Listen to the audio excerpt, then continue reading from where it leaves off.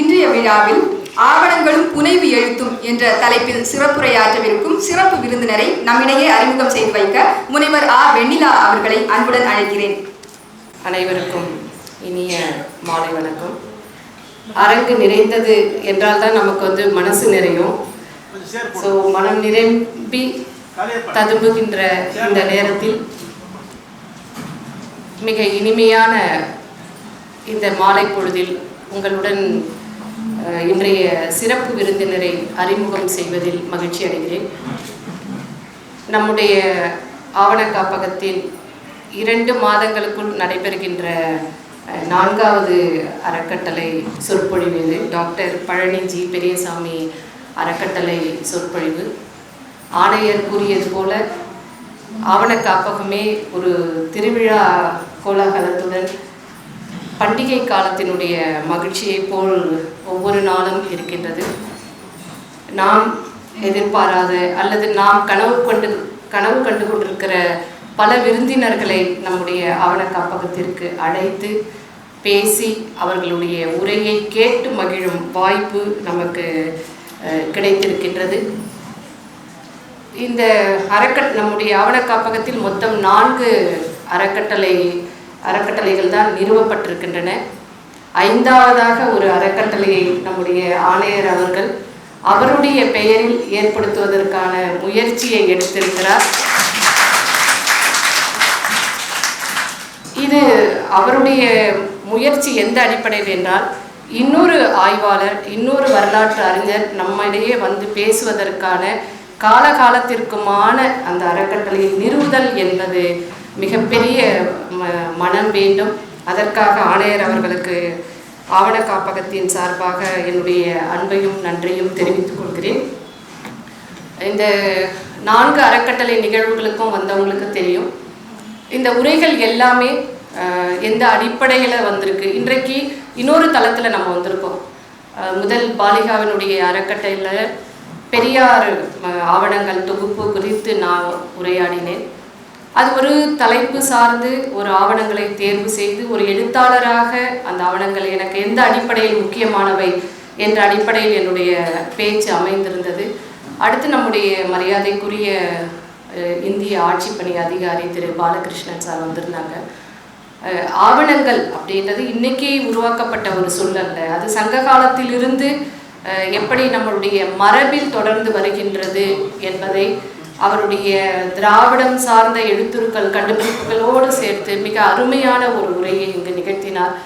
அத்துடன் அடுத்த ஒரு நிலையிலிருந்து ஆளுமைகளினுடைய வரலாற்றை தமிழ் உலகிற்கு எடுத்துக்காட்டிய சலபதியினுடைய உரை, இப்படி வெவ்வேறு களங்களில் பணியாற்றுபவர்கள் ஒரு ஆவண காப்பகத்திற்குள் தங்களுடைய அனுபவங்களை பகிரும்போது இங்கு பணியாற்றுகின்ற நமக்கும் வரலாற்றை நேசிக்கின்ற, தேடுகின்ற, அந்த ஆய்வில் தங்களை கரைத்து கொள்கின்ற ஒவ்வொருவருக்குமே ஒரு உற்சாகமூட்டும் செயல். அந்த அடிப்படையில் இன்றைக்கு நம்மிடையே உரையாட வந்திருப்பவர் ஓய்வு பெற்ற இந்திய ஆட்சிப்பணி அதிகாரி திரு மு. ராஜேந்திரன் அவர்கள்.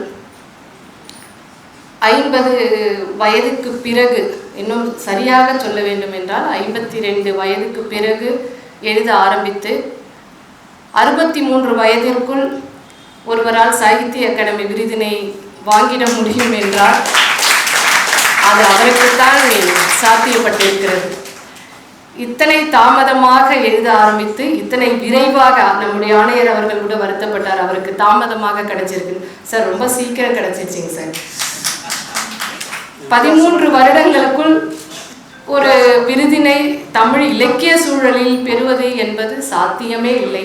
அப்படி ஒரு அற்புதம் அவருடைய வாழ்வில் நிகழ்ந்திருக்கிறது. ஏனென்றால் எழுதுவதற்கு 7 வயது நம்முடைய மரபிலேயே நிறைய உதாரணங்கள் இருக்கின்றது. கடவுளிடம் பாலருந்தி உடனே பாட ஆரம்பித்த 7 வயது குழந்தையிலிருந்து வாய் பேச முடியாதவர்கள் திடீரென்று பேசி சாகாவரம் பெற்ற இலக்கியங்களை படைத்ததிலிருந்து எத்தனையோ உதாரணங்கள் நமக்கு இருக்கின்றன. அப்படி தன்னுடைய மத்தியம வயதில் எழுத தொடங்குவது என்பது அவ்வளவு எளிதான ஒரு விஷயம் அல்ல.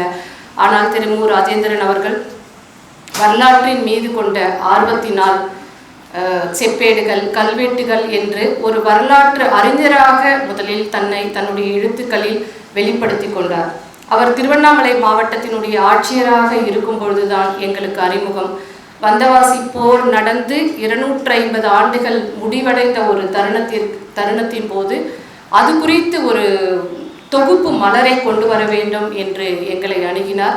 அன்று தொடங்கிய நட்பு இலக்கியத்திற்கான அடித்தளமாக மாறி இன்று அவர் ஏறக்குறைய எங்களை விட அதிகமாக புத்தகம் போட்டு இலக்கிய உலகிலும் வரலாற்றிலும் மாபெரும் ஒரு இடத்தை பிடித்திருக்கிறார் என்பது தனிப்பட்ட விதத்தில் எங்களுக்கான பெருமையாக நான் நினைக்கிறேன். எப்போவுமே அதை நான் பல நேரத்தில் அவர்கிட்ட வந்து சொல்லியிருக்கேன். ஒரு தாய்க்குரிய பெருமை வந்து ஒவ்வொரு நேரத்திலும் அவருடைய புத்தகங்கள் வெளியாகும் போதும் அவர் விருது பெறும் பொழுதும் எனக்கு இருந்திருக்கிறது. இன்றைக்கும் அப்படியான ஒரு பூரிப்புடன் தான் நான் நின்று கொண்டிருக்கின்றேன். வரலாற்றை புனைவாக எப்படி எழுதுவது, எழுத வேண்டுமா, இந்த 2 கேள்வி தான் இன்னைக்கு திரு மு. ராஜேந்திரன் அவர்கள் வந்து பேச போகிறாங்க. ஏன்னா நான் முன்பு பார்த்த திரு சலபதி அவர்களும் திரு பாலகிருஷ்ணன் அவர்களும் வரலாற்றை வரலாறாகவே எழுதுகிறவர்கள். இன்றைக்கு நாம் வரலாற்றை ஒரு கதையாக எழுதுகின்ற ஒருவருடன் பேச போகிறோம். அவருடைய உரையை கேட்க போகிறோம். ஏன் வந்து வரலாற்றை கதையாக எழுதணும்? கதையாக எழுதும் போதே வரலாறு காணாமல் போயிடும் இல்லையா? ஏன்னா கதை சொல்ல ஆரம்பித்தோம்னாலே உள்ளே என்ன வந்துடும்? கற்பனை வந்துடும். வரலாற்றுக்குள் கற்பனையை எவ்வளவு தூரம் நுழைக்க முடியும், அல்லது கற்பனையை நுழைக்கும் போது உண்மை என்பது வரலாற்றிலிருந்து திரிந்து வெறும் கதையாக மாறிவிடக்கூடிய விபத்து இருக்கின்றதா என்று பல கேள்விகள் இருக்கின்றது. அத்தனை கேள்விகளுக்கும் இன்றைக்கு அவருடைய உரையின் மூலம் நமக்கு பதிலளிக்க இருக்கின்றார். அவர் எழுதிய நூல்களை பற்றி நம்முடைய ஆணையர் அவர்கள் அறிமுகம் செய்திருந்தார். அதில் மிக முக்கியமான நூல்களாக நான் கருதுவது அவருடைய குடும்பத்தினுடைய வாழ்க்கை வரலாறு, வடகரை ஒரு வம்சத்தின் வரலாறு என்ற ஒரு நூல் எழுதியிருக்கிறார். திரு நாஞ்சில் நாடர் போன்ற தமிழின் மிக மூத்த எழுத்தாளர்கள் தமிழின் முதல் இன வரைவியல் நூல் என்று வடகரை விமர்சனம் செய்துள்ளார்கள். ஒவ்வொரு குடும்பத்துக்கும் ஒரு கதை இருக்கும். நீங்கள் பார்த்தீங்கன்னா கதைகள் இல்லாத குடும்பங்களே கிடையாது. நம்முடைய அப்பா அம்மா சொன்னது, தாத்தா பாட்டி சொன்னது, தாத்தாவுக்கு அப்பா சொன்னது என்று அந்த கதைகளை கேட்டு தான் நம்ம எல்லாருமே வளர்றோம். ஆனால் அந்த கதைகளை நாம் கேட்டுட்டு குறைந்தபட்சம் நம்ம குழந்தைங்களுக்கு சொல்கிறோம். குழந்தைங்க கேட்டு அடுத்த தலைமுறைக்கு போச்சுன்னா உண்டு, இல்லைன்னா சில நேரம் அந்த மரபு தொடர் எங்கேயோ துண்டாகி நின்று விடுறதை பார்க்கலாம். ஆனால் சில குடும்பங்களில் சில அதிசயங்கள் நடக்கும். அந்த மாதிரி ஒரு அதிசயமாக தான் அவருடைய தாத்தா அவருக்கு சிறு வயதில் சொன்ன கதைகளை பிற்காலத்தில் அவருக்கு கிடைத்த ஆவணங்களின் வழியாக அந்த நாவலை வடிவமைத்திருப்பார். அது ஒரு முழுமையான நாவல் வடிவம் என்று கூட அதை சொல்லிவிட முடியாது. தன்னுடைய நினைவுகளில் இருந்து தன்னுடைய குடும்பத்தினுடைய மூதாதையர்களை நினைவுருவாக்குதல், சின்ன அப்பத்தா என்று அவருடைய அம்மா, தங்கை, அவருடைய சின்ன ஐயா, பெரிய ஐயா என்று ஒவ்வொருவராக ஒவ்வொரு கதாபாத்திரமாக அவர் முன்வைக்கும் போது இந்த கதாபாத்திரம் நம்முடைய குடும்பத்திற்குள்ளும் இருந்திருக்கிறார்களே, இவர்களுடைய அனுபவத்தை ஒற்றி நம்முடைய குடும்பத்தில் இருக்கின்ற ஒரு மூதாதையருக்கும் இப்படி ஒரு அனுபவம் இருந்திருக்குமே என்று அவரவருடைய உறவுகளை நினைத்து பார்க்கக்கூடிய அளவுக்கு மிக ஆழமான அனுபவங்களை கொண்ட நூல் அது. எனக்கு தனிப்பட்ட விதத்தில் மிக பிடித்தமானது. அடுத்து அவருடைய காலாபாணி நூல், அதுதான் சாகித்ய அகாடமி விருது பெற்றது. 2 விதங்களில் தன்னுடைய வாழ்நாளின் சாதனையை நிகழ்த்தியிருக்கிறார். ஒன்று தன்னுடைய குடும்பத்தின் வரலாற்றை எழுதியது, 2வது தன்னுடைய மண்ணின் வரலாற்றை எழுதி விருது பெற்றது. சிவகங்கை மண் அப்படின்னாலே இரத்த சரித்திரம் என்பது எல்லாருக்குமே தெரியும்.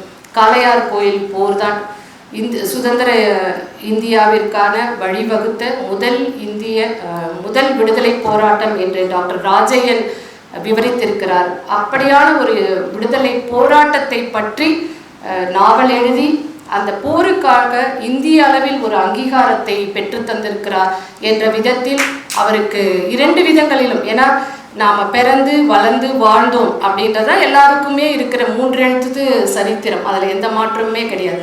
அதில் நம் குடும்பத்திற்கும் நாம் பிறந்த மண்ணுக்கும் என்ன பங்களிப்பு செய்திருக்கிறோம் என்று யோசித்து பார்த்தால் 2 வகையிலும் ஒரு முழுமையான பங்களிப்பை செய்திருக்கின்ற திரு மு. ராஜேந்திரன் அவர்கள் இன்று நம்முடைய உரையாற்ற வந்திருக்கிறார். அவருடைய அனுபவங்களை வரலாறும் ஆவணங்களும் வரலாற்று புனைவு எழுதுதலும் என்ற தலைப்பில் வழங்க வருமாறு உங்கள் அனைவரின் சார்பாக அன்புடன் அழைக்கிறேன்.